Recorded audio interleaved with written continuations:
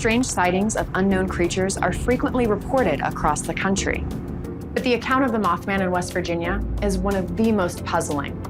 With so many reported sightings, it is clear that some people saw something, but what that something is, we don't know. MJ?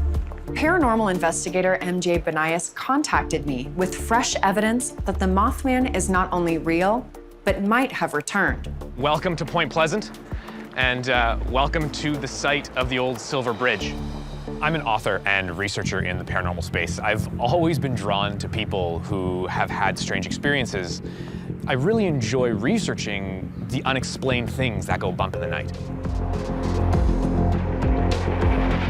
In 1967, a bridge which ran from the Ohio side into Point Pleasant collapsed into the river. Everyone knew someone who died in this catastrophe. Now, how did the bridge collapse come to be linked to Mothman sightings? Local legend has it that just before the bridge came down, people saw a large winged humanoid flying over the bridge. A lot of people believe that the Mothman is a sort of foreteller of doom, and maybe he was warning people that the bridge was going to collapse. So with these new sightings, there's a school of belief that maybe another disaster is imminent.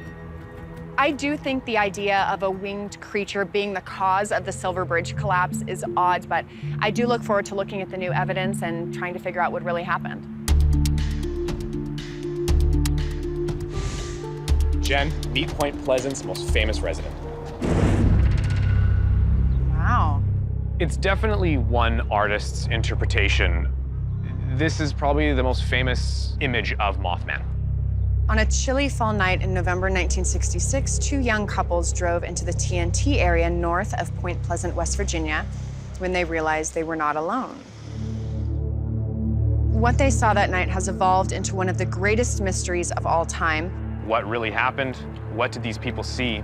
And has it been seen since?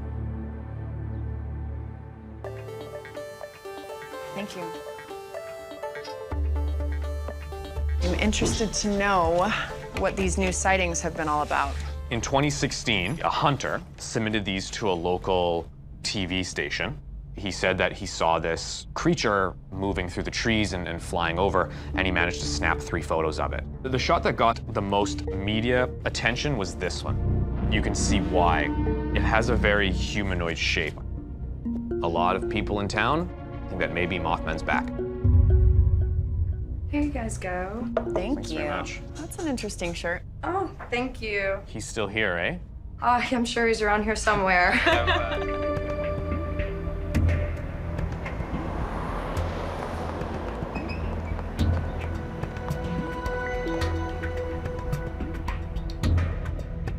Wow.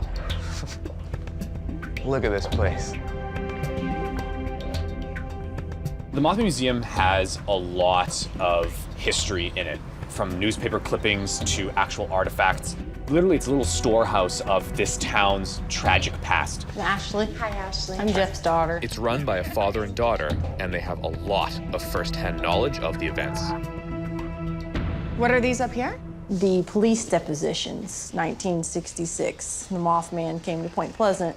There was 4 people that were in the car. No, that was the incident with the 2 couples, Yes, right? the Scarberries and the Mallets. When they went to the police, they didn't believe them. So they took them and put them in separate rooms and gave them a piece of paper and a pen and said, write it all down. And what's crazy about it is they use very similar words to describe what it is that they experienced. I always take witness reports with a grain of salt just because so many things can influence people. But given that the police split them up, if everything matches, it does give some credence to the fact that they saw this. Such a strange dichotomy, right? On one hand, you're talking about a monster, and you then move here, and it's all about this tragedy and the collapse of this bridge and the people who died. It's a big juxtaposition. Why did a tragedy like this happen? People just want to assign a reason. There was this Mothman sighting, a bunch of Mothman sightings. Jen is very skeptical about the Mothman story, but she needs to hear the eyewitness reports. There were more than 100 sightings in the first year alone. Really makes you start to question, what if? Jeff Walmsley has been researching the Mothman story for 30 years, and he's talked to more eyewitnesses than anyone. I have audio recordings of all the people that I sat down and interviewed. The underlying story was, we don't know what it was. We saw the red eyes, and we still can't explain it. Marcella Bennett, one of the Mothman witnesses, she saw it up close. I saw this figure, and I started at the feet, and I came up with my eyes looking up, and I saw a grayish cast, and it had wings like a bird with its neck stuck down and stood in a position. I turned and tried to run back towards the house, and when I did, I fell face down, and I laid there on top of my daughter, which I could hear her crying. Well, when she was talking about laying on top of her daughter and her daughter was crying, but she really couldn't do anything, that to me is very telling, because you're never going to put your child in harm's way. The elementary schools, the grade schools, when all this was going on, wouldn't let the kids out at recess. Well, the fear had spread. I mean, this seems like it affected the whole town. Business people, teachers, adults. It wasn't just, for teenagers. Jeff, are there any witnesses who are still here and alive that you know would be willing to talk to us? There's one lady in particular, Faye DeWitt. She was 12 years old when she saw it. We'd be grateful for the opportunity. That'd be terrific. The opportunity to directly question a witness should really help pin down what the heck happened here. Whether he's real or not, if people believe the Mothman is a harbinger of doom, then just the idea that disaster is imminent poses a threat. So these photos alleged to be the Mothman were sent to a local news station? That's right, in Charleston. I'll play the local news clip here. Up until Sunday night, he hadn't been spotted recently, but according to these pictures, the legendary Point Pleasant Mothman is back. A man who says he was driving along State Highway 2 in Point Pleasant saw something jump from tree to tree. The man declined an on-camera interview, but is adamant the pictures are real. There's no way to judge the authenticity of those photos just by looking at the news report. So the news director at the station is going to fill us in on the whole story.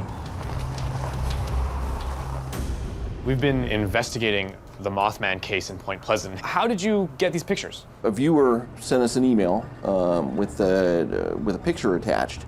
He says he was driving along the road, saw something big flying from tree to tree. He stopped and took a picture of it. When you first saw the photos, did you think that they were legitimate or they were possibly staged? We thought they were interesting. Some people thought there was a big bird, like a crane or something like that, but we really didn't know what they were.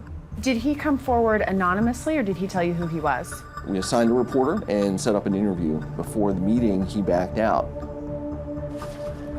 When these pictures came out, it did cause quite a bit of stir and frenzy. You've been working in the news for a long time.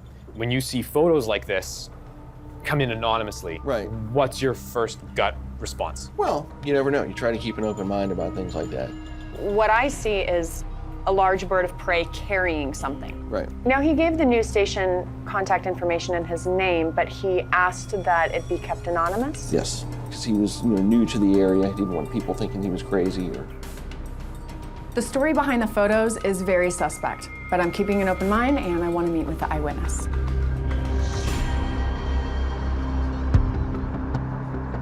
I'm really excited to listen to Faye's story. Me too. It's been 50 years since it happened, so she must be over 60. I mean, that's a lot of time to reflect on something that happened to you as a child. It definitely is. Most of the sightings occur at night, and the first thing people see are his glowing red eyes. They have often this feeling of this gaze that hypnotizes them, and it sort of tries to draw them in. Eyewitness reports are less than accurate because when you're scared and you get that feeling of everything starting to go into slow motion, not really accurate what's going to come out of your mouth next most of the time. Faye DeWitt was 13 years old when she and her siblings saw the Mothman one night as they drove down this road. So to actually be here with her on the site where all of this went down is unbelievable. I mean, I have literally waited years to be here to do this.